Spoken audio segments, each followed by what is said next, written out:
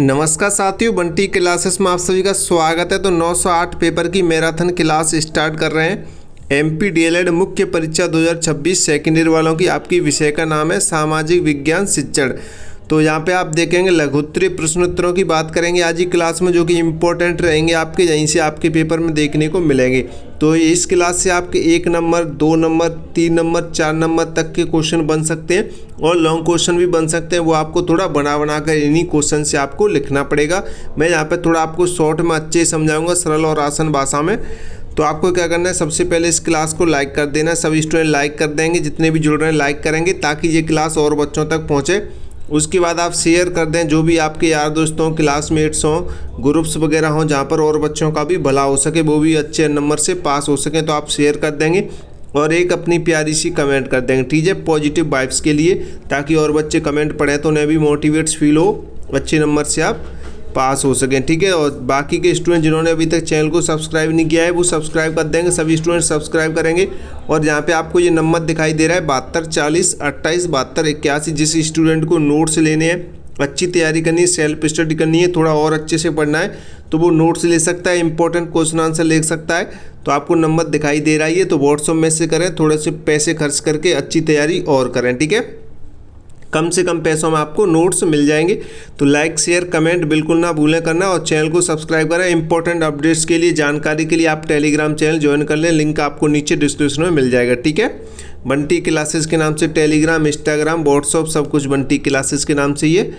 तो चलिए देखते हैं पहला क्वेश्चन कह रहा है कि परंपराओं से क्या आशय है।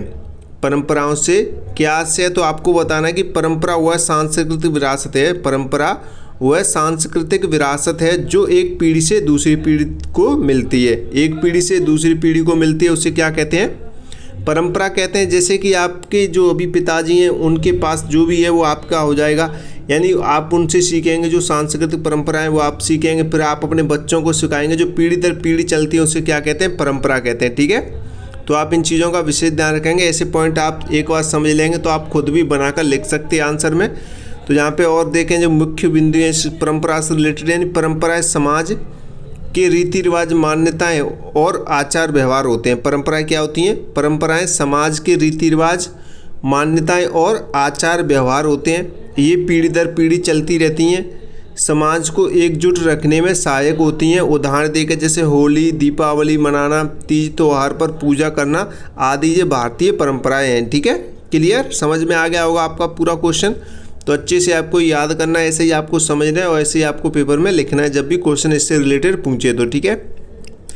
नेक्स्ट क्वेश्चन देखें। नेक्स्ट क्वेश्चन कह रहा है भूगोल का अर्थ एवं परिभाषा लिखिए। तो भूगोल का आपको अर्थ बताना और इसकी परिभाषा भी आपको लिखनी है, ठीक है। तो भूगोल के बारे में यहाँ पे देखें तो अर्थ देखते हैं सबसे पहले कि भूगोल जो शब्द है वो अंग्रेजी के जियोग्राफी से बना है। किससे बना है, जियोग्राफी से बना है, जो ग्रीक शब्द यानी ग्रीक भाषा के जियो, यानी कि जियो का अर्थ होता है पृथ्वी, जियो से लिया गया है। जियो का अर्थ होता है पृथ्वी और ग्राफो का अर्थ होता है वर्णन, ठीक है। ग्राफो का अर्थ होता है वर्णन से मिलकर बना है, अर्थात पृथ्वी का वर्णन। भूगोल का क्या अर्थ होता है, पृथ्वी का वर्णन होता है, ठीक है। जियोग्राफी को क्या कहते हैं, भूगोल, और कहाँ से आया है, ग्रीक भाषा के जियो शब्द से और ग्राफो शब्द से आया है। तो जियो का अर्थ होता है पृथ्वी और ग्राफो का क्या अर्थ होता है वर्णन, तो मिलकर क्या बन जाता है, पृथ्वी का वर्णन, यानी कि जियोग्राफी, ठीक है। जियोग्राफो का अर्थ तो क्या बन जाता है, अर्थात पृथ्वी का वर्णन, ठीक है। आप इसे अच्छे से समझें और पढ़ें, आप भी खुद पढ़ें स्वयं। नेक्स्ट क्वेश्चन देखें। भूगोल परिभाषा देखें। परिभाषा देख रहे हैं तो भूगोल वह विज्ञान है जो पृथ्वी की सतह, उसके भौतिक लक्षणों, जलवायु, मानव जीवन एवं प्राकृतिक संसाधनों का अध्ययन करता है। तो इसके कुछ पॉइंट यहाँ पे देखेंगे, जैसे कि इसमें जो शामिल चीज़ें होती हैं, पर्वत, नदी, मैदान, जलवायु आदि का अध्ययन किया जाता है इसके अंदर, और मानव और पर्यावरण के संबंध का अध्ययन होता है, ठीक है। क्लियर। तो आपको सारे क्वेश्चन को ऐसे ही समझना है। क्वेश्चन समझ में आ गया तो आप आंसर स्वयं भी लिख सकते हैं। बहुत इजी लैंग्वेज रखी हमने, आपको एक बार में ही सारे क्वेश्चन समझ में आ जाएंगे इनके आंसर।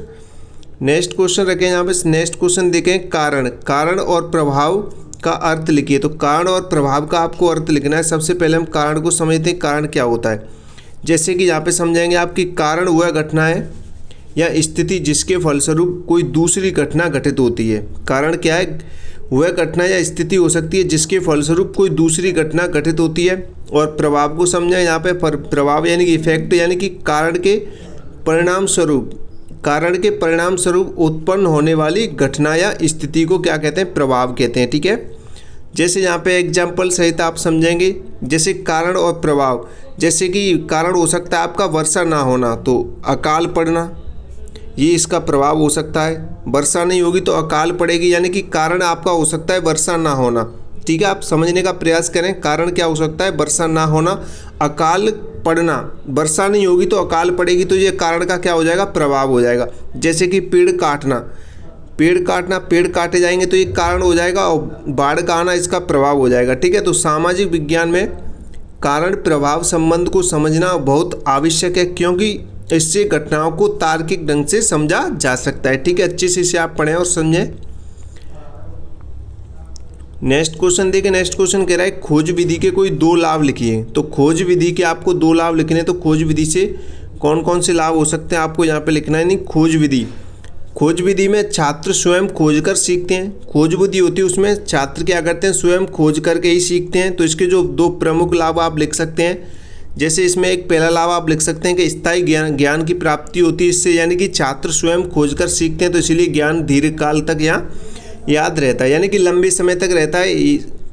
बालक है वो छात्र है, अगर स्वयं खोज करके सीखेगा तो उसका जो ज्ञान है, जो सीखा हुआ ज्ञान है, वो क्या हो जाएगा, स्थायी हो जाएगा, वो लंबे समय तक उसे क्या रहेगा, याद रहेगा। ठीक है, दूसरा आप इसमें लाभ लिख सकते हैं जिज्ञासा एवं रुचि का विकास, यानी कि इस विधि में छात्रों में सोचने, खोजने और जानने की इच्छा बढ़ती है, जिससे अधिगम क्या रहता है, प्रभावी होता है। ठीक है, अधिगम यानी कि सीखना होता है, अधिगम का अर्थ होता है सीखना। ठीक है, नेक्स्ट क्वेश्चन की तरफ देखें। नेक्स्ट क्वेश्चन कह रहा है सामाजिक विज्ञान की पाठ्य पुस्तकें तैयार करने हेतु 2 मार्गदर्शी सिद्धांत लिखिए। तो सामाजिक विज्ञान की पाठ्य पुस्तक तैयार करनी है तो उसके लिए 2 मार्गदर्शी सिद्धांत आपको लिखने हैं।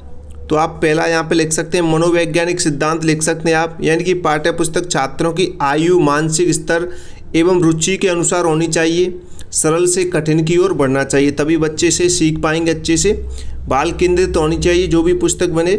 और दूसरा आप लिख सकते हैं सामाजिक उपयोगिता का सिद्धांत होना चाहिए, यानी पाठ्य पुस्तक की विषय वस्तु समाज की वास्तविक जीवन की समस्याओं एवं आवश्यकताओं से जुड़ी होनी चाहिए, तभी बच्चे इसे आसानी से समझ पाएंगे और इंटरेस्ट भी ले पाएंगे, क्योंकि ये उनके जीवन से वास्तविक, यानी कि जिस समाज में बच्चे रहते हैं उसकी वास्तविकता से जुड़ी हुई होगी, तो उसे अच्छे से वो समझ पाएंगे। ठीक है, नेक्स्ट क्वेश्चन देखें। नेक्स्ट क्वेश्चन क्या कह रहा है, उत्तम पाठ्यपुस्तक के चयन से संबंधित 2 बिंदु लिखिए। उत्तम पाठ्यपुस्तक के चयन से संबंधित आपको 2 बिंदु लिखने हैं यहाँ पे। ठीक है, तो आप लिख सकते हैं पहले भाषा की सरलता लिखेंगे आप इसमें, यानी कि अच्छी पाठ्यपुस्तक की भाषा सरल, स्पष्ट और छात्रों के स्तर के अनुकूल होनी चाहिए। दूसरा आप लिख सकते हैं कि विषय वस्तु की शुद्धता एवं क्रमबद्धता, विषय वस्तु की शुद्धता एवं क्रमबद्धता, यानी कि पाठ्य पुस्तक में दी गई जानकारी तथ्यात्मक रूप से सही और तार्किक क्रम से प्रस्तुत होनी चाहिए। ठीक है, ये दो आप पॉइंट इसमें लिख सकते हैं।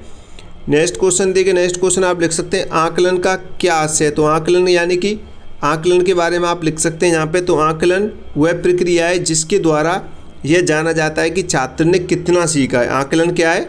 आकलन वह प्रक्रिया है जिसके द्वारा यह जाना जाता है कि छात्रों ने अब तक कितना सीखा है। ठीक है, तो इसके जो मुख्य पॉइंट है, बिंदु है, यहाँ पे आप लिख सकते हैं और समझेंगे इसे बिंदु के माध्यम से समझेंगे कि यह शिक्षण अधिगम प्रक्रिया का अभिन्न अंग होता है। छात्रों की प्रगति का मापन किया जाता है इसमें, और यह औपचारिक यानी कि परीक्षा और अनौपचारिक यानी प्रश्नोत्तर दोनों रूपों में होता है। ठीक है, उदाहरण देखें तो मौखिक परीक्षा, लिखित परीक्षा, प्रोजेक्ट कार्य आदि आकलन के साधन होते हैं जी। ठीक है, आप आकलन कैसे भी कर सकते हैं, मौखिक परीक्षा के रूप में कर सकते हैं, लिखित परीक्षा के रूप में कर सकते हैं, प्रोजेक्ट कार्य आदि के रूप में भी आप कर सकते हैं। ठीक है, नेक्स्ट क्वेश्चन देखें।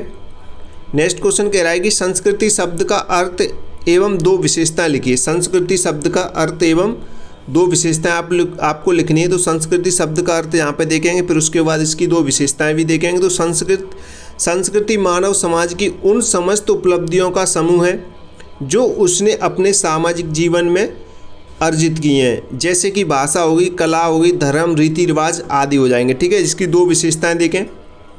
तो आप इसकी दो विशेषताएं लिख सकते हैं। पहली लिखेंगे आप, संस्कृति अर्जित होती है। संस्कृति क्या होती है? अर्जित होती है। ठीक है, संस्कृति जन्मजात नहीं होती है, इसे व्यक्ति समाज में रहकर सीखता है संस्कृति को। ठीक है, उसके बाद संस्कृति हस्तांतरण होती है, यानी कि ट्रांसफ़र होती है एक पीढ़ी से दूसरी पीढ़ी को। संस्कृति भाषा, परंपरा और शिक्षा के माध्यम से मिलती है, यानी पीढ़ी दर पीढ़ी ये चलती रहती है। आपने किसी और से सीखा, आप किसी और को सिखाएंगे, ऐसे ये चलती रहती है। ठीक है, नेक्स्ट क्वेश्चन देखें। नेक्स्ट क्वेश्चन कह रहा है कि समुदाय का अर्थ एवं महत्व लिखिए। तो समुदाय क्या होता है, इसका आपको अर्थ बताना, इसका महत्व भी आपको लिखना है। तो सबसे पहले समुदाय का अर्थ जानेंगे।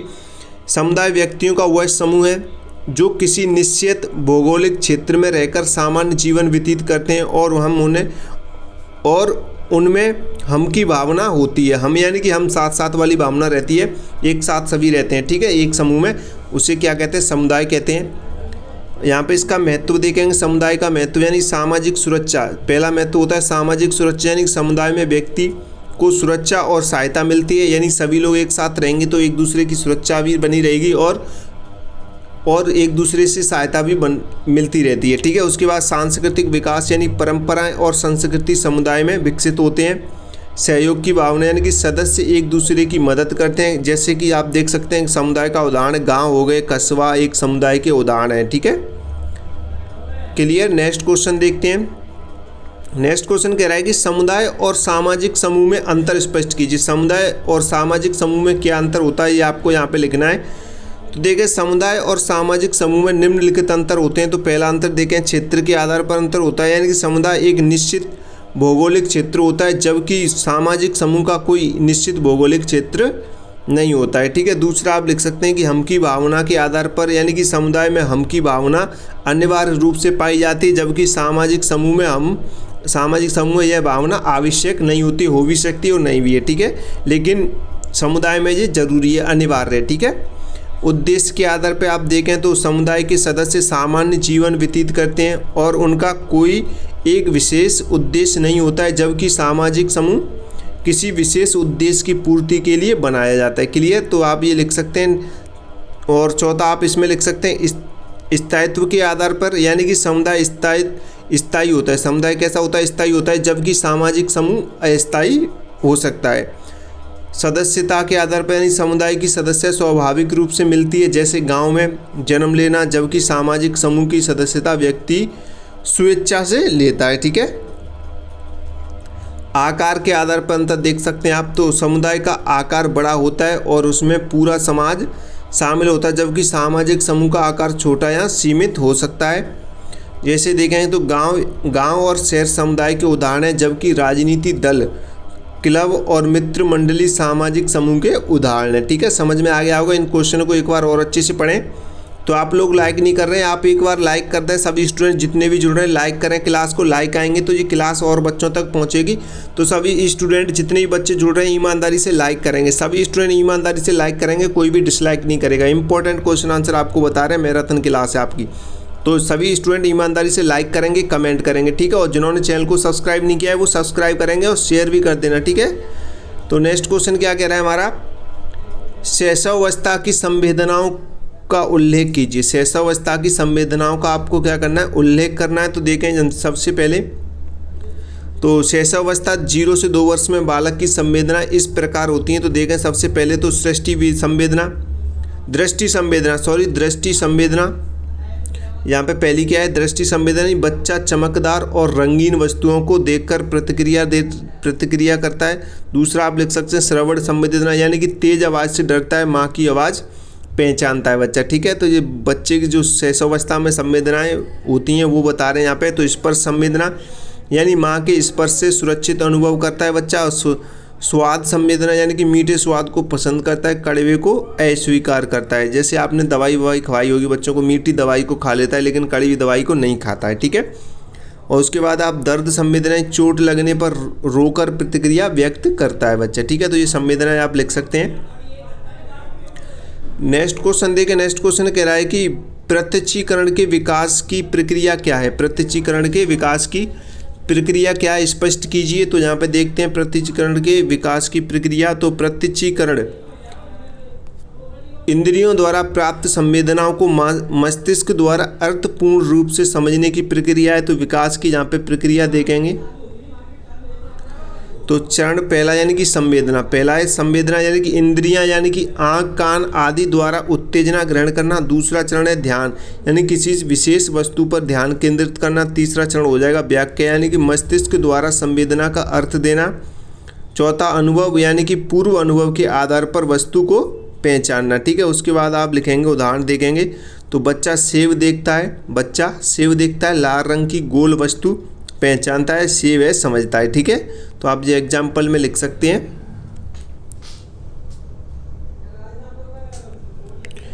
नेक्स्ट क्वेश्चन देखते हैं। नेक्स्ट क्वेश्चन क्या कह रहा है? नेक्स्ट क्वेश्चन कह रहा है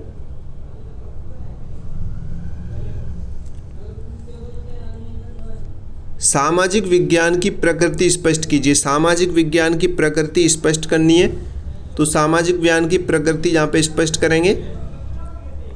सामाजिक विज्ञान की प्रकृति निम्नलिखित है। तो पहला देखें, यह मानव व्यवहार का अध्ययन है। तो सामाजिक विज्ञान मनुष्य के सामाजिक, आर्थिक और राजनीतिक व्यवहार का अध्ययन करता है। यह एकीकृत विषय यानी कि इसमें इतिहास, भूगोल, नागरिक शास्त्र, अर्थशास्त्र आदि विषय शामिल होते हैं। उसके बाद आप देख सकते हैं परिवर्तनशील प्रकृति यानी कि समाज बदलता रहता है, इसलिए सामाजिक विज्ञान भी परिवर्तनशील है। और व्यवहारिक विषय यानी कि यह वास्तविक जीवन की समस्याओं से जुड़ा हुआ है। मूल्य आधारित यानी कि नागरिक गुण, देश प्रेम, सहयोग जैसे मूल्यों का विकास करता है। ठीक है, तो आप ये लिख सकते हैं पॉइंट इसमें बना के आराम से। उसके बाद नेक्स्ट क्वेश्चन देखें, सामाजिक विज्ञान के क्षेत्र का वर्णन कीजिए। तो सामाजिक विज्ञान के क्षेत्र का आपको वर्णन करना है। तो यहाँ पे वर्णन देखें सामाजिक विज्ञान के क्षेत्र का।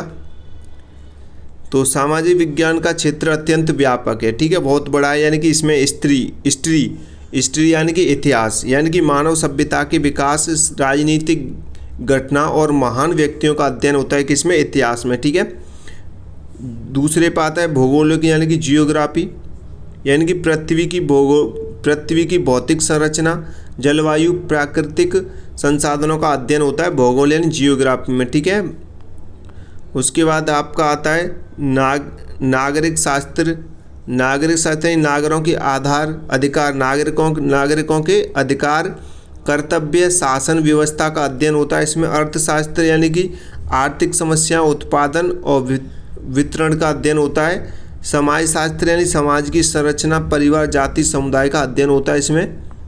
उसके बाद मनोविज्ञान मानव व्यवहार एवं मानसिक प्रक्रियाओं का अध्ययन होता है मनोविज्ञान में। ठीक है, निष्कर्ष देगा सामाजिक विज्ञान मानव जीवन के समस्त पहलुओं को समझने का एक माध्यम होता है। कौन? सामाजिक विज्ञान। ठीक है, नेक्स्ट क्वेश्चन देखें। नेक्स्ट क्वेश्चन क्या कह रहा है? सामाजिक विज्ञान के 4 क्षेत्रों के नाम लिखिए। तो सामाजिक विज्ञान के आपको 4 क्षेत्र बताने तो आप लिख सकते हैं, अभी हम आपको बताए थे। तो इसमें से आप कोई से भी लिख सकते थे, जैसे कि सामाजिक विज्ञान के 4 प्रमुख क्षेत्र निम्नलिखित हैं। इतिहास आप लिख सकते हैं, मानव सभ्यता के अतीत का अध्ययन होता है इसमें। भूगोल लिख सकते हैं यानी पृथ्वी की संरचना एवं पर्यावरण का अध्ययन होता है। नागरिक शास्त्र लिख सकते हैं, नागरिकों के अधिकार एवं कर्तव्यों का अध्ययन होता है इसमें। अर्थशास्त्र यानी कि उत्पादन, वितरण एवं आर्थिक जीवन का अध्ययन होता है। ठीक है, तो आप ये 4 लिख सकते हैं। नेक्स्ट क्वेश्चन देखें, सामाजिक स्तरीकरण के 2 आधार लिखिए। तो सामाजिक स्तरीकरण के 2 आधार आपको लिखने हैं। तो देखें, सबसे पहले सामाजिक स्तरीकरण के 2 प्रमुख आधार निम्नलिखित हैं यानी जाति के आधार पर। भारतीय समाज में जाति व्यवस्था के आधार पर लोगों को ऊंच नीच में बांटा गया है, जैसे ब्राह्मण, क्षत्रिय और वैश्य, शूद्र। ठीक है, तो ये जाति के आधार पर है। उसके बाद आर्थिक आधार पर देखेंगे तो धन संपत्ति के आधार पर समाज में अमीर, मध्यम वर्ग और गरीब वर्ग में विभाजन होता है। ठीक है, तो आप ये लिख सकते हैं, आराम से समझते हैं ये सारी चीज़ें आप समाज में रहते हैं तो। और उसके बाद नेक्स्ट क्वेश्चन देखें, सामाजिक परिवर्तन की 2 विशेषताएं लिखिए। सामाजिक परिवर्तन की आपको 2 विशेषताएं लिखनी। तो पहली विशेषता आप लिख सकते हैं, सामाजिक परिवर्तन अनिवार्य है। सामाजिक परिवर्तन अनिवार्य है। समाज कभी स्थिर नहीं रहता है, समय के साथ उसमें बदलाव आता रहता है, यह एक प्राकृतिक प्रक्रिया है। ठीक है, दूसरा आप लिख सकते हैं, सामाजिक परिवर्तन सार्वभौमिक है यानी कि यह परिवर्तन केवल एक देश या समाज में नहीं बल्कि संपूर्ण विश्व के सभी समाजों में होता है। ठीक है, नेक्स्ट क्वेश्चन देखें। नेक्स्ट क्वेश्चन कह रहा है, सामाजिक विज्ञान की अच्छी शिक्षण विधि की 2 विशेषताएं लिखी। तो सामाजिक विज्ञान की अच्छी शिक्षण विधि की आपको 2 विशेषताएं लिखनी है। तो पहले देखें तो बाल केंद्रित हो, जो भी शिक्षण विधि है वो कैसी हो, बाल केंद्रित हो। यानी कि अच्छी शिक्षण विधि वह होती है जो छात्र की आयु, रुचि और मानसिक स्तर के अनुसार हो, छात्र सक्रिय रूप से उसमें भाग ले सकें। ठीक है। दूसरा आप लिख सकते हैं व्यवहारिक एवं जीवन से जुड़ी हो, यानी शिक्षण विधि ऐसी हो जो छात्रों को वास्तविक जीवन की परिस्थितियों से जोड़े और ज्ञान को क्या उपयोगी बनाए। ठीक है। तो आप इन्हें अच्छे से पढ़ें, सारे क्वेश्चन को, इम्पोर्टेंट है। कक्षा 5 के विद्यार्थी के लिए सामाजिक विज्ञान में किन बिंदुओं का समावेश होना चाहिए। कक्षा 5 के विद्यार्थी के लिए सामाजिक विज्ञान में किन बिंदुओं का समावेश होना चाहिए, तो आपको यहाँ पे लिखना है। तो कक्षा 5 के लिए सामाजिक विज्ञान में निम्नलिखित बिंदुओं शामिल होने चाहिए। तो कौन कौन से बिंदु, पहला आप परिवार एवं समाज शामिल कर सकते हैं, यानी परिवार के प्रकार, सदस्यों के कार्य। ठीक है। और स्थानीय शासन यानी कि ग्राम पंचायत, नगर पालिका की जानकारी। पर्यावरण में आप लिख सकते हैं आसपास के वातावरण, पेड़ पौधे, जीव जंतु आदि को। ठीक है। उसके बाद मानचित्र का परिचय भी आप डाल सकते हैं उसमें। तो सरल मानचित्र पढ़ाना, त्योहार एवं परंपराएं, भारतीय संस्कृति की जानकारी, स्वच्छता एवं स्वास्थ्य यानी कि सामाजिक जीवन में स्वच्छता का महत्व। ठीक है। तो आप ये पॉइंट आप इसमें लिख सकते हैं अच्छे से। तो आप लोग जो भी है बच्चा सेल्फ स्टडी करना चाहता है वो नोट्स ले सकता है। नोट्स आपको ये नंबर दिखाई दे रहा है 72 40 28 72 81। ठीक है। तो इस नंबर पे आप व्हाट्सएप मैसेज करके नोट्स परचेज कर सकते हैं। और भाई लाइक शेयर कमेंट कर देना, जो भी स्टूडेंट है लाइक शेयर कमेंट जरूर करना है और सब्सक्राइब कर देना भाई। ठीक है। सब्सक्राइब ध्यान से कर देना, सारे इंपॉर्टेंट क्वेश्चन आंसर हैं। तो नेक्स्ट क्वेश्चन कह रहा है कि विषय वस्तु क्या होती है और परिभाषित कीजिए। ठीक है। तो विषय वस्तु क्या होती है, इसको परिभाषित करना है। तो सबसे पहले विषय वस्तु का अर्थ जानेंगे। तो विषय वस्तु वह ज्ञान, तथ्य, अवधारणा और सूचनाओं का समूह है जो शिक्षण के दौरान छात्रों को पढ़ाया जाता है। ठीक है। शिक्षण के दौरान छात्रों को पढ़ाया जाता है। उसके बाद परिभाषा देखें। तो विषय वस्तु वह सामग्री जो पाठ्यक्रम के उद्देश्यों की पूर्ति के लिए शिक्षक द्वारा छात्रों के सामने प्रस्तुत की जाती है। जैसे कि आप कोई बुक वगैरह पढ़ते हैं उसी के बारे में ये बात कर रहे हैं। ठीक है। क्लास में आपको एक शिक्षक पढ़ाता है, जैसे कि आप सीरीज वगैरह पढ़ते हैं वही कह रहे हैं। ठीक है। उसके बाद मेन पॉइंट है यहाँ पे जो मुख्य बिंदु हैं वो आप देख सकते हैं। यह पाठ्यपुस्तक में लिखी जाती है, यह छात्रों के स्तर के अनुसार होनी चाहिए, यह उद्देश्यपूर्ण एवं व्यवस्थित होनी चाहिए। ठीक है। तो आप ये लिख सकते हैं, अच्छे से सारे क्वेश्चन देखें, इंपॉर्टेंट है। नेक्स्ट क्वेश्चन कह रहा है क्रियात्मक शोध से क्या आशय। क्रियात्मक शोध से क्या आशय जो आपको लिखना है। तो क्रियात्मक शोध वह शोध है जो शिक्षक अपनी कक्षा की समस्याओं को सुलझाने के लिए स्वयं करता है। ठीक है। तो आप ये लिख सकते हैं। तो इसके जो मेन पॉइंट है, मुख्य बिंदु हैं, वो भी आप यहाँ पे लिखेंगे, समझेंगे, अच्छे से देखेंगे। तो यह कक्षा की वास्तविक समस्याओं पर आधारित होता है, शिक्षक स्वयं शोधकर्ता होता है, इसका उद्देश्य शिक्षण को बेहतर बनाना है, यह सरल, व्यवहारिक एवं उपयोगी होता है। ठीक है। एग्जाम्पल समझें, उदाहरण सहित हम समझें। यदि कक्षा के अधिकांश छात्र गणित में कमज़ोर हैं, कमज़ोर हैं तो शिक्षक उसका कारण खोजकर समाधान निकालें, यही क्या है, क्रियात्मक शोध है। ठीक है। तो आप इसे अच्छे से एक बार और पढ़ लेंगे, आपको समझ आ जाएगा। ठीक है। नोट्स ले लेंगे तो ज़्यादा बेटर रहेगा आपके लिए, तो आप नोट्स भी ले लें तो ज़्यादा सही रहेगा। मूल्यांकन से आप क्या समझते हैं। तो मूल्यांकन वह व्यवस्थित प्रक्रिया है जिसके द्वारा यह निर्धारित किया जाता है कि शिक्षण के उद्देश्य किस सीमा तक प्राप्त हुए हैं। ठीक है। तो यहाँ पे मुख्य बिंदु यहाँ पे देखेंगे। तो यह केवल परीक्षा तक सीमित नहीं है, छात्रों के ज्ञान, कौशल, व्यवहार तीनों का मूल्यांकन होता है। यह सतत एवं व्यापक होना चाहिए। इससे शिक्षक और छात्र दोनों को अपनी कमियों का क्या लगे पता चलता है। ठीक है। इसमें शिक्षक और छात्र दोनों को अपनी कमियों का पता चलता है। उदाहरण देखें तो लिखित परीक्षा, मौखिक परीक्षा, गृह कार्य, प्रोजेक्ट, ये सब मूल्यांकन के क्या होते हैं, साधन होते हैं। ठीक है। तो आप इनको अच्छे से पढ़ें, मूल्यांकन से आप क्या समझते हैं, तो आप ये अच्छे से पढ़ सकते हैं इसे। ठीक है। नेक्स्ट क्वेश्चन कह रहा है सामाजिक परिवर्तन के प्रभावकारी कारकों को लिखिए। तो सामाजिक परिवर्तन के प्रभावकारी कारकों को आपको यहाँ पे लिखना है।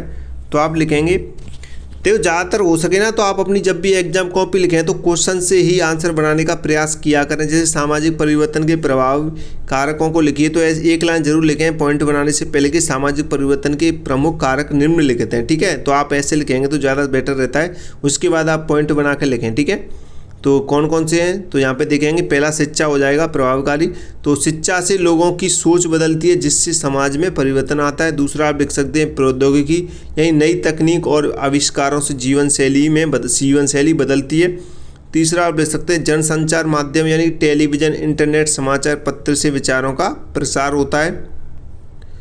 उसके बाद आप लिख सकते हैं आर्थिक कारक, यानी गरीबी, बेरोजगारी और आर्थिक विकास भी परिवर्तन लाते हैं। ठीक है, राजनीतिक कारक लिख सकते हैं आप, नई नीतियां और कानून समाज को बदलते हैं। ठीक है, तो आप ये लिख सकते हैं। उसके बाद नेक्स्ट क्वेश्चन देखिए, नेक्स्ट क्वेश्चन कह रहा है समाज की आवश्यकता एवं महत्व लिखिए। तो समाज की आवश्यकता एवं महत्व आपको यहाँ पे लिखने हैं। तो सबसे पहले आवश्यकता देखते हैं। तो मनुष्य एक सामाजिक प्राणी है। मनुष्य क्या है, एक सामाजिक प्राणी है। वो अकेले जीवित नहीं रह सकता है, उसे भोजन, वस्त्र, आश्रय और सुरक्षा के लिए दूसरे की आवश्यकता होती है। ठीक है, तो ये आवश्यकता आप लिख सकते हैं। उसके बाद महत्व यहाँ पे लिख सकते हैं। सबसे पहले सुरक्षा, यानी कि समाज में रहकर व्यक्ति को शारीरिक और मानसिक सुरक्षा मिलती है। सांस्कृतिक विकास, यानी कि समाज में रहकर ही व्यक्ति भाषा, कला और संस्कृति सीखता है। तीसरा आर्थिक सहयोग, यानी समाज में श्रम विभाजन होता है और जिससे सभी की आवश्यकताएं पूरी होती हैं। ठीक है, चौथा आप लिख सकते हैं व्यक्तित्व विकास, यानी कि समाज में रहकर ही व्यक्ति का पूर्ण विकास होता है। ठीक है, तो आप ये लिख सकते हैं। नेक्स्ट क्वेश्चन देखते हैं। भारतीय संविधान में भारत की नागरिकता को किस प्रकार विभाजित किया गया है। भारतीय संविधान में भारत की नागरिकता को किस प्रकार विभाजित किया गया है। तो भारतीय संविधान के अनुच्छेद 5 और 5 से 11 तक नागरिकता का वर्णन किया गया है। तो नागरिकता के प्रकार यहाँ पे देखेंगे। जन्म के आधार पर जो व्यक्ति भारत में जन्मा हो वह भारत का नागरिक होता है। ठीक है, जो व्यक्ति भारत में जन्म लिया हो वह भारत का नागरिक होता है। वंश के आधार पर जिसके माता पिता भारतीय नागरिक हों। पंजीकरण के आधार पर, यानी कि विदेशी व्यक्ति आवेदन करके नागरिकता प्राप्त कर सकता है। उसके बाद देशीयकरण के आधार पर, यानी कि लंबे समय तक भारत में रहने पर नागरिकता मिलती है। विशेष, यानी कि भारत में एकल नागरिकता का प्रावधान है, अर्थात व्यक्ति केवल भारत का नागरिक होगा, किसी राज्य विशेष का नहीं होगा। ठीक है, क्लियर। नेक्स्ट क्वेश्चन देखें। बाजार की विशेषताएं लिखिए। तो बाजार की विशेषताएं आपको लिखनी है। तो ये आप लिख सकते हैं, बस आपको समझने की ज़रूरत है बस इन ऐसे क्वेश्चन के आंसर को। यानी कि यहाँ पे समझाएंगे कि क्रेता और विक्रेता की उपस्थिति बाजार की विशेषता लिख रहे हैं। तो क्रेता और विक्रेता जरूरी है, क्रेता और विक्रेता। तो इसमें आप लिख सकते हैं कि बाजार में वस्तु बेचने वाले और खरीदने वाले दोनों होते हैं। वस्तु या सेवा का होना, यानी कि बाजार में किसी वस्तु या सेवा का क्रय विक्रय होता है। मूल्य निर्धारण, यानी कि बाजार में मांग और पूर्ति के आधार पर वस्तु का मूल्य तय होता है। ये सारी चीज़ें आप बाज़ार के रोज़ सामान वगैरह खरीदते हैं उसके बारे में आपको लिखनी है और अच्छे से आप इसमें लिख सकते हैं, अपने अकॉर्डिंग भी लिख सकते हैं आप। प्रतिस्पर्धा, यानी बाज़ार में विक्रेताओं के बीच प्रतिस्पर्धा होती है। उसके बाद आप लिख सकते हैं एक निश्चित क्षेत्र, यानी बाज़ार किसी स्थान या विशेष पर होता है, जैसे कि सब्जी मंडी, शॉपिंग मॉल वगैरह। ठीक है, नेक्स्ट क्वेश्चन देखिए। नेक्स्ट क्वेश्चन क्या कह रहा है, शिक्षण अधिगम सामग्री की उपयोगिता लिखिए। तो शिक्षण अधिगम सामग्री की आपको उपयोगिता लिखनी है। तो यहाँ पे लिखेंगे, पहले देखें शिक्षण को रोचक बनाती है। शिक्षण को रोचक बनाती, चित्र, मानचित्र, मॉडल आदि से पढ़ाई रुचिकर होती है। ठीक है, जैसे यहाँ पे लिखिए कि शिक्षण अधिगम सामग्री की उपयोगिता है, तो हमने डायरेक्ट पॉइंट लिख दिया। आप यहाँ पे एक लाइन जरूर जोड़ें कि शिक्षण अधिगम सामग्री की उपयोगिता निम्नलिखित है। तो फिर उसके बाद आप ये पॉइंट बनाएं तो ज़्यादा अच्छा लगेगा। ठीक है, दूसरा लिख सकते हैं आप स्थायी ज्ञान, यानी देखकर और करके सीखा ज्ञान अधिक समय तक याद रहता है। तीसरा आप देख सकते हैं अमूर्त को मूर्त बनाती है, यानी कठिन विषयों को सरल तरीके से समझाने में सहायक होती है। जैसे सक्रिय सहभागिता, यानी छात्र स्वयं सामग्री का उपयोग करके सीखते हैं। ठीक है, तो आप ये लिख सकते हैं। उसके बाद आप लिख सकते हैं समय की बचत, यानी कि सामग्री से जल्दी और प्रभावी ढंग से पढ़ाया जा सकता है। नेक्स्ट क्वेश्चन देखिए। नेक्स्ट क्वेश्चन कह रहा है शिक्षण के भौतिक सहायक साधनों से क्या आशय है।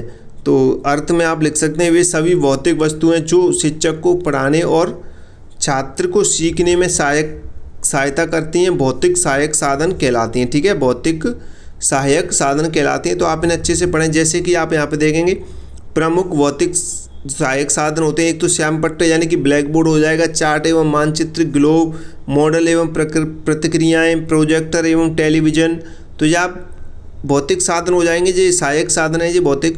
तो समाचार पत्र एवं पत्रिकाएं महत्व देखें इसका, ये साधन शिक्षण को सजीव, प्रभावशाली और आनंददायक बनाते हैं। ये सारी चीज़ों से आप पढ़ाओगे बच्चों को तो ज़्यादा इंटरेस्ट आएगा, रुचि रहेगी बच्चों को पढ़ने में, सीखने में भी मज़ा आएगा और जल्दी भी सीखेंगे। नेक्स्ट क्वेश्चन देखें, सामाजिक विज्ञान और साहित्य के अंतर संबंध को स्पष्ट कीजिए। सामाजिक विज्ञान और साहित्य के अंतर संबंध को आपको स्पष्ट करना है। तो यहाँ पे देखेंगे पॉइंट के माध्यम से ही देखेंगे। तो सामाजिक विज्ञान और साहित्य में गहरा संबंध है। तो पहला देखेंगे, साहित्य समाज का दर्पण है। साहित्य क्या है? समाज का दर्पण है, यानी कि साहित्य में तत्कालीन समाज की स्थिति, रीति रिवाज और समस्याओं का चित्रण होता है, जो सामाजिक विज्ञान को समझने में क्या रहता है, सहायक है। ठीक है। उसके बाद ऐतिहासिक जानकारी, यानी प्राचीन साहित्य जैसे रामायण, महाभारत से इतिहास की जानकारी मिलती है। उसके बाद आप लिख सकते हैं सांस्कृतिक ज्ञान, यानी कि साहित्य के माध्यम से समाज की संस्कृति, परंपरा और मूल्यों को समझा जा सकता है। ठीक है। उसके बाद आप लिख सकते हैं भाषा का विकास, यानी सामाजिक विज्ञान की अवधारणाओं को साहित्य की भाषा में सरलता से समझाया जा सकता है। ठीक है। नेक्स्ट क्वेश्चन देखें, नेक्स्ट क्वेश्चन क्या कह रहा है। नेक्स्ट क्वेश्चन देखते हैं। तो भूगोल की आधुनिक अवधारणा को स्पष्ट कीजिए। भूगोल की आधुनिक अवधारणा को स्पष्ट करना है। तो आधुनिक अवधारणा देखेंगे तो भूगोल की आधुनिक अवधारणा में केवल भौतिक वर्णन नहीं बल्कि मानव और पर्यावरण के पारस्परिक संबंध का अध्ययन किया जाता है। ठीक है। आप इसे अच्छे से एक बार और पढ़ लेंगे। अब इसके जो मेन पॉइंट है, मुख्य बिंदु यहाँ पे देखेंगे। तो मानव केंद्रित दृष्टिकोण, आधुनिक भूगोल में मनुष्य को केंद्र में रखकर पर्यावरण का अध्ययन किया जाता है। पर्यावरण संरक्षण यानी जलवायु परिवर्तन, प्रदूषण और प्राकृतिक आपदाओं पर विशेष ध्यान दिया जाता है। प्रौद्योगिकी का उपयोग यानी उपग्रह चित्र, जीआईएस और रिमोट सेंसिंग का उपयोग होता है। और क्षेत्रीय विकास यानी कि आधुनिक भूगोल विभिन्न क्षेत्रों के संतुलित विकास पर बल देता है। ठीक है। तो आप ये लिख सकते हैं, निष्कर्ष में आप यहाँ पे देखेंगे कि आधुनिक भूगोल केवल पहाड़ नदी का वर्णन नहीं है बल्कि मानव जीवन और पर्यावरण के संपूर्ण संबंध का विज्ञान है। ठीक है। तो आप ये लिख सकते हैं इसे अच्छे से। नेक्स्ट क्वेश्चन देखिए। नेक्स्ट क्वेश्चन क्या कह रहा है, सामाजिक विज्ञान की कोई एक परिभाषा लिखिए। तो सामाजिक विज्ञान की आप परिभाषा लिख सकते हैं, अब तक 2-3 बार बता चुके हैं। तो सामाजिक विज्ञान वह विज्ञान है जो मानव समाज, उसके संगठन, विकास, संस्थाओं तथा मानवीय संबंधों का व्यवस्थित अध्ययन करता है। क्या करता है? एक व्यवस्थित अध्ययन करता है, उसे क्या कहते हैं? सामाजिक विज्ञान कहते हैं। सरल शब्दों में समझें तो आप समझ सकते हैं कि सामाजिक विज्ञान वह विषय है जो मनुष्य के सामाजिक, आर्थिक, राजनीतिक और सांस्कृतिक जीवन का क्या करती है? अध्ययन करता है। ठीक है। नेक्स्ट क्वेश्चन देखिए। नेक्स्ट क्वेश्चन कह रहा है साहित्यिक स्रोत के उदाहरण लिखिए। तो साहित्यिक स्रोत के आपको उदाहरण लिखने, तो साहित्यिक स्रोत वे लिखित सामग्री है जिनसे इतिहास और समाज की जानकारी मिलती है। तो ये सारी चीज़ें क्या हो जाएंगी? साहित्यिक स्रोत हो जाएंगी। तो यहाँ पे देखेंगे साहित्यिक स्रोत के प्रमुख उदाहरण जैसे कि वेद, उपनिषद हो जाएगा, यानी प्राचीन भारतीय ज्ञान के स्रोत हैं। जो रामायण और महाभारत जो तत्कालीन समाज की जानकारी देते हैं। अर्थशास्त्र यानी कौटिल्य यानी प्राचीन शासन व्यवस्था है। आत्मकथाएं और जीवनीय यानी जैसे गांधी जी की आत्मकथा, समाचार पत्र और पत्रिकाएं और सरकारी दस्तावेज और अभिलेख, ये आप लिख सकते हैं इसमें। ठीक है। नेक्स्ट क्वेश्चन देखें, प्रस्तावना प्रश्न किसे कहते हैं? प्रस्तावना प्रश्न किसे कहते हैं? तो अर्थ समझेंगे तो वे प्रश्न जो शिक्षक पाठ प्रारंभ करने से पहले छात्रों से पूछता है, प्रस्तावना प्रश्न कहलाते हैं। ठीक है। प्रस्तावना की बात होती है यानी स्टार्टिंग में जब टीचर पाठ करने से पहले ही जो भी पाठ पढ़ा रहा है उसके बारे में बच्चों से प्रश्न पूछे तो उसे क्या कहते हैं? प्रस्तावना प्रश्न कहते हैं। ठीक है। उद्देश्य यहाँ पे देखें, छात्रों का ध्यान आकर्षित करना, पूर्व ज्ञान जांचना, नए पाठ से जोड़ना। ठीक है। तो ये उद्देश्य लिख सकते हैं। उदाहरण देखें, यदि शिक्षक नदी पाठ पढ़ाने वाला है तो वह पहले पूछेगा कि बच्चों तुमने कोई नदी देखी है, उसका नाम क्या है? तो ये क्या हो जाएगा? प्रश्न हो जाएंगे। कौन से प्रश्न? प्रस्तावना प्रश्न हो जाएंगे। ठीक है। नेक्स्ट क्वेश्चन देखें, सामाजिक विज्ञान शिक्षण में ग्लोब की उपयोगिता लिखिए। सामाजिक विज्ञान शिक्षण में ग्लोब की उपयोगिता आपको लिखनी है। तो पहले आप लिखेंगे पृथ्वी का वास्तविक स्वरूप दिखाता है। ठीक है। सामाजिक विज्ञान में शिक्षण में ग्लोब की उपयोगिता लिखनी, तो ग्लोब क्या करता है, पृथ्वी का वास्तविक स्वरूप दिखाता है। ठीक है, कैसे, तो आप यहाँ पे देखेंगे ग्लोब पृथ्वी को गोलाकार मॉडल है, ग्लोब है वो पृथ्वी का गोलाकार मॉडल है जो महाद्वीप, महासागर और देशों की सही स्थिति दर्शाता है। उसके बाद आप देख सकते हैं भौगोलिक अवधारणाओं को स्पष्ट करता है, यानी कि अक्षांश, देशांतर, ध्रुव, भूमध्य रेखा आदि को ग्लोब पर आसानी से समझाया जा सकता है। उसके बाद आप लिख सकते हैं दिशाओं का ज्ञान, यानी कि उत्तर, दक्षिण, पूर्व, पश्चिम दिशाओं को ग्लोब से समझना सरल होता है। रुचि एवं जिज्ञासा बढ़ाता है, यानी कि ग्लोब देखकर छात्रों में भूगोल के प्रति रुचि जागती है। मानचित्र से बेहतर, यानी कि ग्लोब पर दूरियां और क्षेत्रफल मानचित्र की तुलना में अधिक सटीक होते हैं। ठीक है, तो आप इन्हें अच्छे से पॉइंट को याद रखें। ये सारे क्वेश्चन हम आपको करा रहे हैं, वो इंपॉर्टेंट है 908 पेपर में। इन्हीं में से बहुत सारे क्वेश्चन आपको देखने को मिलेंगे, काफ़ी क्वेश्चन रिलेटेड भी मिलेंगे। ठीक है, सेम टू सेम भी छपेंगे, तो नो टेंशन रहे, आप नोट्स परचेस कर लें। और भी क्लासेस आएंगी सब्जेक्ट की, वो अच्छे से देख लेना। ठीक है, नेक्स्ट क्वेश्चन देखिए, वार्षिक योजना किसे कहते हैं। वार्षिक योजना किसे कहते हैं, तो अर्थ समझें तो वार्षिक योजना वह शिक्षण योजना है जिसमें शिक्षक पूरे शैक्षणिक वर्ष की पाठ्य वस्तु को व्यवस्थित रूप से विभाजित करता है, यानी पूरे वर्ष की बात होगी इसमें। ठीक है, वार्षिक योजना में तो इसके मुख्य बिंदु देखें यहाँ पे, तो पूरे वर्ष के पाठों को माह के अनुसार बांटा जाता है। इसमें परीक्षाओं और अवकाशों को ध्यान में रखा जाता है। शिक्षण को व्यवस्थित और समयबद्ध बनाती है। और उदाहरण देखें तो जुलाई से मार्च तक 10 महीने में पाठ्यक्रम को इस प्रकार बांटना है कि सभी अध्याय समय पर क्या हो सके, पूरे हो सके। तो यही क्या है, पूरे वार्षिक योजना। ठीक है, पूरी वार्षिक योजना है ये। इन पॉइंट के माध्यम से आप इसे समझें। नेक्स्ट क्वेश्चन कह रहा है, सामाजिक विज्ञान की पाठ्यपुस्तक में भाषा एवं शैली किस प्रकार होनी चाहिए। जो सामाजिक विज्ञान की पाठ्यपुस्तक है उसमें भाषा और शैली किस प्रकार होनी चाहिए वो आपको लिखना है। ठीक है, तो ये सारी चीज़ें तो आप अपने अकॉर्डिंग भी लिख सकते हैं, फिर भी आप इसे समझ लो अच्छे से। तो सरल और स्पष्ट भाषा, यानी कि भाषा छात्रों के स्तर के अनुसार सरल होनी चाहिए। कठिन शब्दों का प्रयोग कम हो। रोचक शैली, यानी कि भाषा इतनी रोचक हो कि छात्र पढ़ने में रुचि लें। उदाहरण और कहानी शैली का प्रयोग हो। ठीक है, इसमें। और तीसरा आप देख सकते हैं शुद्ध एवं मानक भाषा, यानी व्याकरण की दृष्टि से शुद्ध और मानक भाषा का प्रयोग होना चाहिए। क्रमबद्ध शैली, यानी कि विषय वस्तु को तार्किक क्रम में प्रस्तुत किया जाए, सरल से कठिन की ओर। ठीक है, अगर पहले सरल रहेगी तो बच्चे उसमें इंटरेस्ट लेंगे, धीरे धीरे कठिन की तरफ ले जाएं ताकि बच्चों को कोई प्रॉब्लम ना हो। ठीक है, स्थानीय उदाहरणों का प्रयोग करें, छात्रों के जीवन से जुड़े उदाहरण दिए जाएं ताकि बच्चे उसमें इंटरेस्ट लें।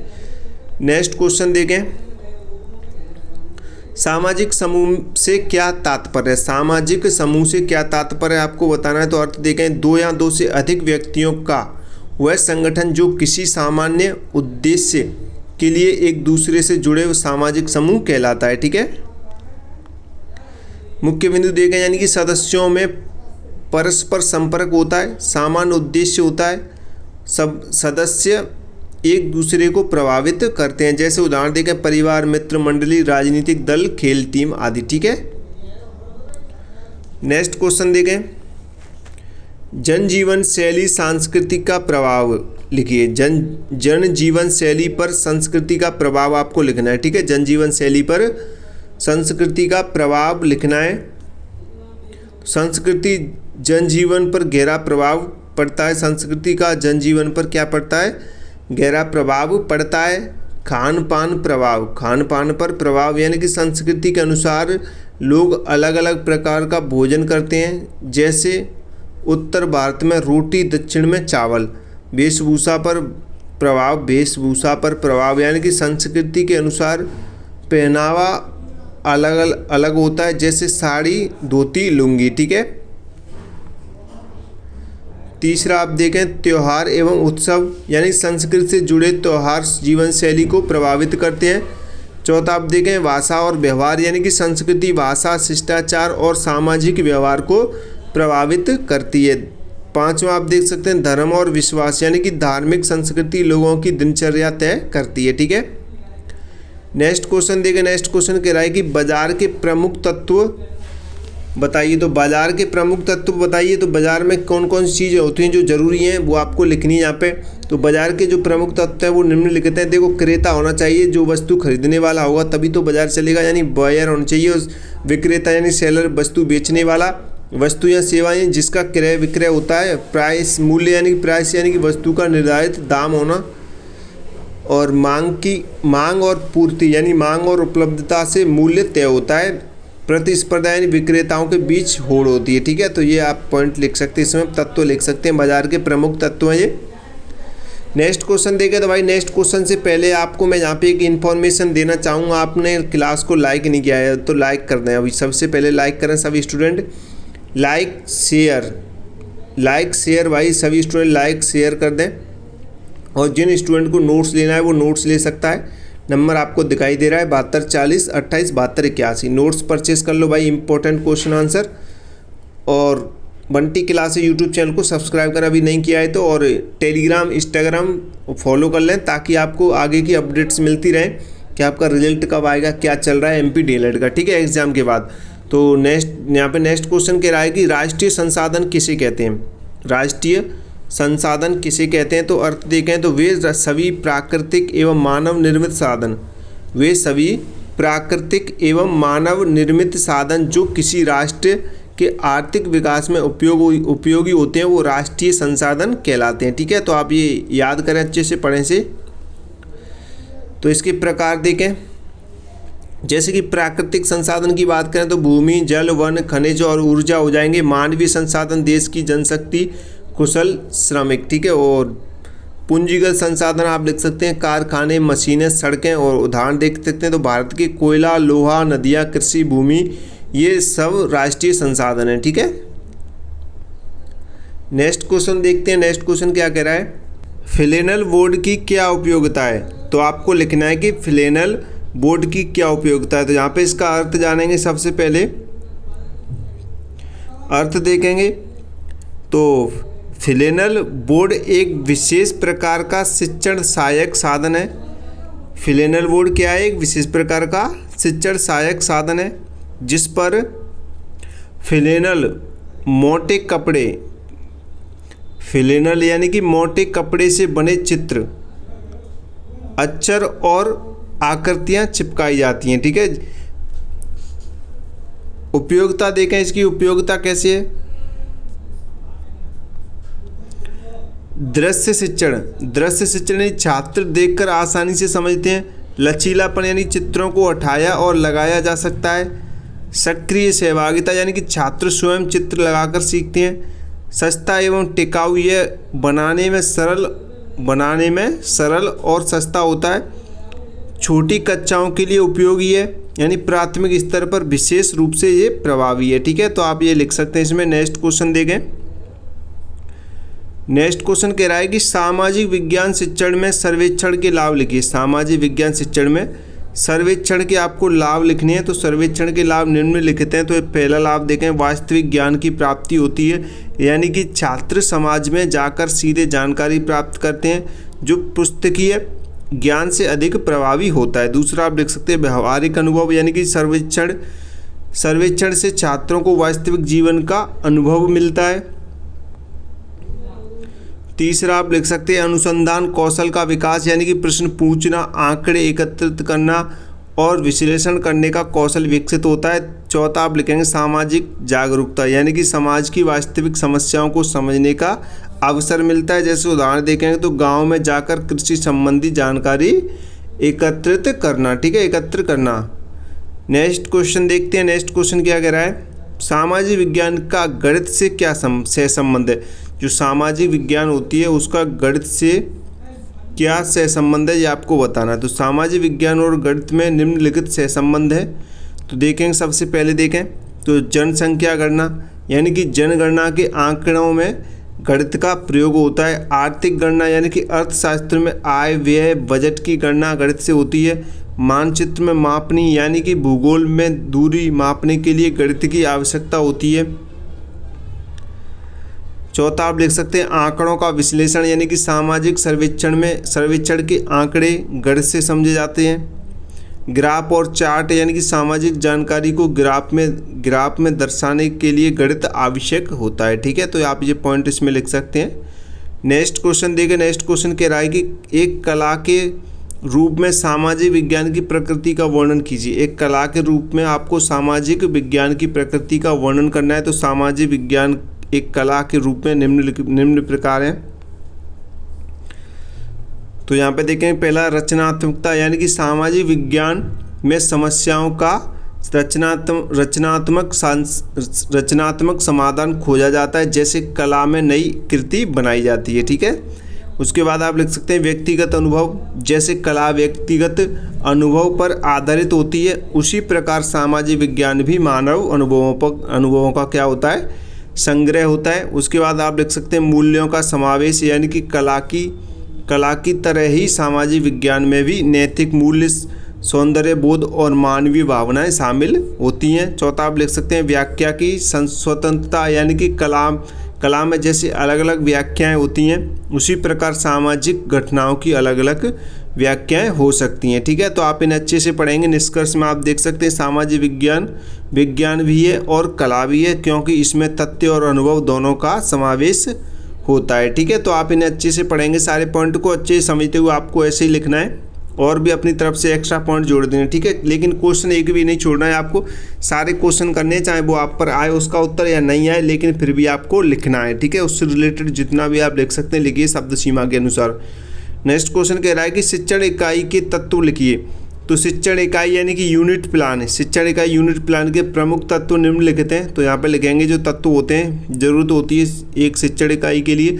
तो शीर्षक की, यानी कि यूनिट प्लान में यानी शीर्षक इंपॉर्टेंट होता है। सबसे पहले तो इकाई का नाम और विषय लिखा जाता है। सामान्य उद्देश्य यानी इकाई से प्राप्त होने वाले मुख्य उद्देश्य। विशिष्ट उद्देश्य यानी प्रत्येक पाठ के छोटे छोटे उद्देश्य। विषय वस्तु यानी कि पढ़ाई जाने वाली सामग्री का विवरण। शिक्षण विधि यानी किस विधि से पढ़ाया जाएगा। शिक्षण सहायक सामग्री यानी चार्ट, मानचित्र, ग्लोब आदि ये चीज़ें उसमें लिखी जाएंगी। उसके बाद आप मूल्यांकन यानी कि छात्रों की प्रगति जांचने के प्रश्न, और गृह कार्य यानी कि घर के लिए दिए जाने वाला कार्य। ठीक है, तो आप ये इसमें लिख सकते हैं। नेक्स्ट क्वेश्चन देखें, स्थानांतरण प्रमाण पत्र क्या है। अब इसमें टीसी की बात हो रही है। स्थानांतरण प्रमाण पत्र क्या है, यानी कि ट्रांसफ़र सर्टिफिकेट, टीसी, जो कि एक स्कूल से दूसरे स्कूल में एडमिशन लेने के लिए टीसी की आवश्यकता होती है।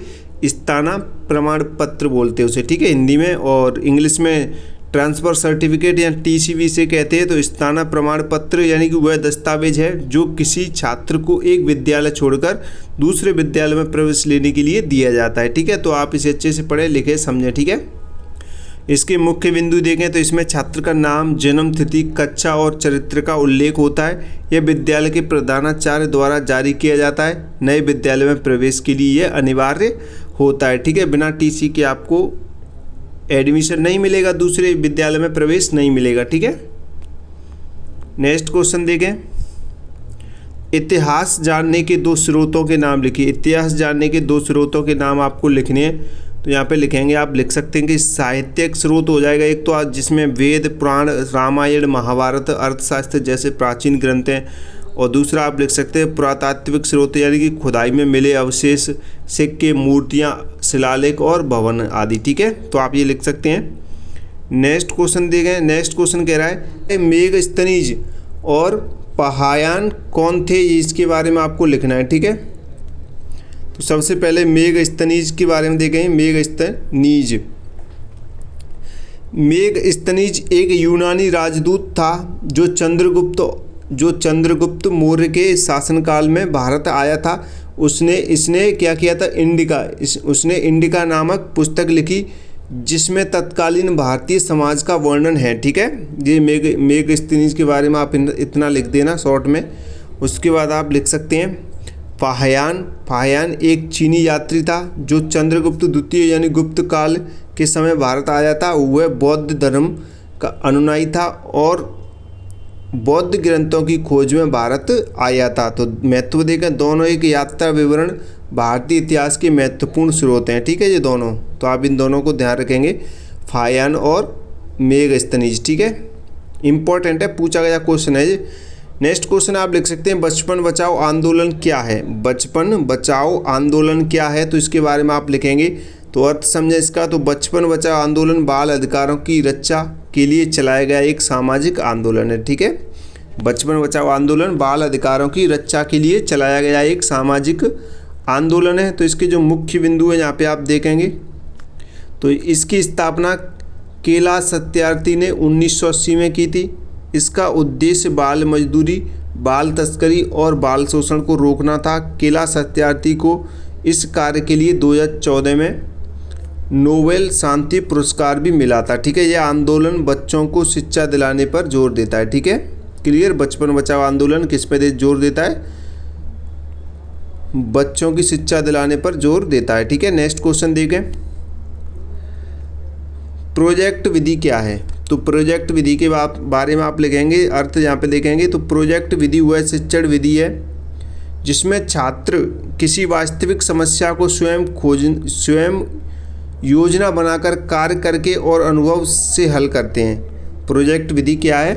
प्रोजेक्ट विधि वह शिक्षण विधि है जिसमें छात्र किसी वास्तविक समस्या को स्वयं योजना बनाकर कार्य करके और अनुभव से हल करते हैं, उसे क्या कहते हैं? प्रोजेक्ट विधि कहते हैं। तो इसमें कुछ मुख्य बातें भी आप यहाँ पे समझेंगे। तो इसमें छात्र सक्रिय रूप से भाग लेते हैं, यह जीवन की वास्तविक परिस्थितियों पर आधारित होती है, सहयोग और टीम वर्क की भावना विकसित करती है। उदाहरण देखें तो हमारे गांव की समस्याएं विषय पर छात्र स्वयं जाकर जानकारी एकत्रित करें और रिपोर्ट बनाएं। ठीक है, क्लियर। नेक्स्ट क्वेश्चन देखें। नेक्स्ट क्वेश्चन कह रहा है सामाजिक विज्ञान अध्ययन की 2 परंपरागत विधियों के नाम लिखिए। सामाजिक विज्ञान अध्ययन की 2 परंपरागत विधियों के आपको नाम लिखनी है। तो यहाँ पे देखें सामाजिक विज्ञान की 2 परंपरागत विधियाँ। तो पहले आप लिख सकते हैं व्याख्यान विधि, यानी कि शिक्षक बोलता है और छात्र सुनते हैं, यह सबसे पुरानी और प्रचलित विधि है। उसके बाद आप लिख सकते हैं प्रश्नोत्तर विधि, यानी कि शिक्षक प्रश्न पूछता है और छात्र उत्तर देते हैं। इससे छात्रों की सोचने की शक्ति क्या होती है? विकसित होती है। यानी शिक्षक अगर क्वेश्चन पूछेगा तो आप उसमें सोच कर ही तो जवाब देंगे, तो आपकी सोचने की जो शक्ति है वो क्या होगी? विकसित होगी। नेक्स्ट क्वेश्चन देखें, कारण क्या है। कारण क्या है स्पष्ट कीजिए। तो अर्थ जाने, कारण वह घटनाएं, परिस्थिति या शक्ति है जिसके फलस्वरूप कोई दूसरी घटना घटित होती है। सरल शब्दों में समझे, जो किसी घटना को उत्पन्न करे वह कारण होता है। ठीक है, जैसे कि यहाँ पे देखें वर्षा ना होना, तो ये कारण हो सकता है, तो अकाल का कारण है। ठीक है, वर्षा ना होना क्या है? अकाल का कारण है। पेड़ काटना यानी बाढ़ का कारण है। गरीबी यानी कि बाल मजदूरी का कारण है। ठीक है, तो महत्व देखें सामाजिक विज्ञान में कारण समझने से घटनाओं का तार्किक विश्लेषण होता है। ठीक है, क्लियर। नेक्स्ट क्वेश्चन देखिए। नेक्स्ट क्वेश्चन कह रहा है बाल श्रम रोकने के उपाय लिखिए। तो बाल श्रम रोकने के आप उपाय लिख सकते हैं। तो शिक्षा को अनिवार्य बनाना है, यानी सभी बच्चों को अनिवार्य और निःशुल्क शिक्षा मिले। शिक्षा का अधिकार अधिनियम 2009 में लिखा गया है। कानूनी प्रावधान, यानी कि बाल श्रम निषेध अधिनियम का कड़ाई से पालन हो और दोषियों को दंड मिले। तीसरा आप देख सकते हैं गरीबी उन्मूलन, यानी कि परिवार की आर्थिक स्थिति सुधारने से बच्चों को काम पर नहीं भेजा जाएगा। जन जागरूकता, यानी समाज में बाल श्रम के दुष्प्रभावों के बारे में जागरूकता फैलाई जाए। पांचवा आप लिख सकते हैं सरकारी योजना, यानी कि मध्याह्न भोजन, छात्रवृत्ति जैसी योजनाओं से बच्चों को विद्यालय से जोड़ा जाए। ठीक है, तो आप ये लिख सकते हैं। नेक्स्ट क्वेश्चन देखें। नेक्स्ट क्वेश्चन कह रहा है अवधारणा निर्माण की विधियां लिखिए। तो अवधारणा निर्माण की आपको विधियां लिखनी है। तो अवधारणा निर्माण की प्रमुख विधियां यहाँ पे दी गई हैं। सबसे पहले आप लिखेंगे प्रत्यक्ष अनुभव विधि, यानी छात्र वस्तुओं को देखकर, छूकर और अनुभव करके अवधारणा बनाते हैं। दूसरा आप लिख सकते हैं उदाहरण विधि, यानी अनेक उदाहरणों के आधार पर छात्र नियम या अवधारणाएं बनाते हैं। तीसरा आप लिख सकते हैं तुलना विधि, यानी कि 2 वस्तुओं या घटनाओं की तुलना करके अंतर और समानता से अवधारणा स्पष्ट होती है। चौथा आप लिख सकते हैं परिभाषा विधि, यानी किसी शब्द की सरल परिभाषा देकर अवधारणा समझाई जाती है। ठीक है, तो आप ये लिखें, इसमें अच्छे से पढ़ें इनको। नोट्स भी आप लेना चाहें तो नोट्स ले लें तो ज़्यादा बेटर रहेगा आप लोगों के लिए। नेक्स्ट क्वेश्चन देखें। नेक्स्ट क्वेश्चन कह रहा है सामाजिक विज्ञान की पाठ्यचर्या क्यों आवश्यक है। सामाजिक विज्ञान की पाठ्यचर्या क्यों आवश्यक है, तो देखेंगे तो सामाजिक विज्ञान की पाठ्यचर्या निम्नलिखित प्रकार से आवश्यक है। आप ऐसा कुछ लिख सकते हैं। तो शिक्षण को दिशा मिलती है। सबसे पहले तो पाठ्यचर्या से शिक्षक को पता चलता है कि क्या, कब और कैसे पढ़ाना है, ठीक है। दूसरा आप लिख सकते हैं उद्देश्यों की पूर्ति, यानी कि पाठ्यचर्या शिक्षण के उद्देश्यों को प्राप्त करने में सहायक होती है। तीसरा आप लिख सकते हैं व्यवस्थित ज्ञान, यानी कि छात्रों को क्रमबद्ध और व्यवस्थित ज्ञान मिलता है। चौथा आप लिख सकते हैं मूल्यांकन का आधार, यानी कि पाठ्यचर्या के आधार पर ही परीक्षा और मूल्यांकन किया जाता है। पांचवा आप लिख सकते हैं सामाजिक आवश्यकताओं की पूर्ति, यानी समाज की ज़रूरतों के अनुसार पाठ्यचर्या तैयार की जाती है, ठीक है। तो आप ये लिख देना। नेक्स्ट क्वेश्चन देखते हैं। शिक्षण अधिगम सामग्री की उपयोगिता पर प्रकाश डालिए। शिक्षण अधिगम सामग्री की उपयोगिता पर आपको प्रकाश डालना है। तो शिक्षण को प्रभावशाली बनाती है। चित्र, मानचित्र, मॉडल से पढ़ाई अधिक रोचक और समझने योग्य बनती है। तो आप ये इसमें लिख सकते हैं। दूसरा आप लिखेंगे स्थायी अधिगम, यानी कि देखकर और करके सीख का ज्ञान अधिक समय तक याद रहता है। तीसरा आप लिखें अमूर्त को मूर्त बनाती है, यानी कठिन अवधारणाओं को सरल तरीके से प्रस्तुत करती है। छात्रों की सक्रिय भागीदारी, यानी कि इस छात्र सामग्री का उपयोग करके स्वयं सीखते हैं, ठीक है। छात्र सामग्री का उपयोग करके स्वयं सीखते हैं। पांचवा लिख सकते हैं समय और श्रम की बचत, यानी जटिल विषय को शीघ्र और सफलता से समझाया जा सकता है, ठीक है। नेक्स्ट क्वेश्चन देखिए। नेक्स्ट क्वेश्चन कह रहा है कि शिक्षण के यांत्रिक श्रव्य दृश्य साधन लिखिए। शिक्षण के यांत्रिक श्रव्य दृश्य साधन आपको लिखने यांत्रिक, ठीक है। तो यांत्रिक श्रव्य दृश्य साधन वे उपकरण हैं जो देखने और सुनने दोनों में सहायक होते हैं, ठीक है, जिन्हें देखा भी जा सकता है, सुना भी जा सकता है। तो जैसे दूरदर्शन, जिसे टेलीविज़न, टीवी कहते हैं, तो शैक्षिक कार्यक्रम और वृत्तचित्र दिखाने के लिए इसे देखा भी जा सकता है और सुना भी जा सकता है, ठीक है। उसके बाद प्रोजेक्टर, जो स्लाइड और चित्र दिखाने के लिए। कंप्यूटर एवं लैपटॉप डिजिटल सामग्री हैं और इंटरनेट के माध्यम से शिक्षण मिलता है। इंटरनेट के माध्यम से शिक्षण है। और रेडियो शैक्षिक कार्यक्रम सुनने के लिए। स्मार्ट बोर्ड, यानी कि आधुनिक इंटरेक्टिव शिक्षण के लिए। और डीवीडी प्लेयर, यानी कि शैक्षिक फिल्में दिखाने के लिए। और महत्व ये देखें तो ये साधन शिक्षण को आधुनिक, रोचक और प्रभावशाली बनाते हैं, ठीक है। तो ये आज आपके जो इम्पोर्टेंट क्वेश्चन आंसर थे इस क्लास के यहीं पे समाप्त होते हैं। तो आज ही क्लास में यहाँ पे एक छोटी सी इन्फॉर्मेशन आपकी, जो कि आज जो भी बच्चा नोट्स लेना चाहता है वो नोट्स ले सकता है। सबसे पहले नोट्स ले लें सभी बच्चे जो भी लेना चाहता है तैयारी के लिए। और लाइक करें भाई, सभी स्टूडेंट लाइक कर दें क्लास को। लाइक शेयर और कमेंट कर दें ध्यान से। लाइक शेयर कमेंट, ठीक है। लाइक शेयर कमेंट कर देना ध्यान से सभी स्टूडेंट, ठीक है। लाइक शेयर कमेंट करना ना भूलें और चैनल को सब्सक्राइब कर देना भाई। चैनल सब्सक्राइब जरूरी है ताकि आपको आगे हर एक अपडेट्स मिलती रहे। टेलीग्राम, इंस्टाग्राम फॉलो कर लें दोस्तों। जितने भी बच्चे हैं वो जिनका आज लास्ट पेपर है वो टेलीग्राम चैनल ज्वाइन कर लें ताकि वो आगे की अपडेट्स मिलती रहे उनको। MPDLED संबंधित जो भी जानकारी आएगी, अपडेट्स आएगी आपको रिजल्ट के लेकर या कोई भी डिटेल्स आती है तो आपको सबसे पहले हमारे चैनल पे मिलती रहेगी। तो आप चैनल को ज्वाइन कर लें, ठीक है। सब्सक्राइब कर लेना। और टेलीग्राम और इंस्टाग्राम, व्हाट्सअप जो भी आप चलाते हैं वो नीचे लिंक दे रखी है डिस्क्रिप्शन में, आप फॉलो कर लेना, ठीक है। बस लाइक कर दो सभी और शेयर कर देना सभी को। चैनल को सब्सक्राइब कर देना, ठीक है। तो मिलते अगली नई क्लास में। जय हिंद, जय भारत।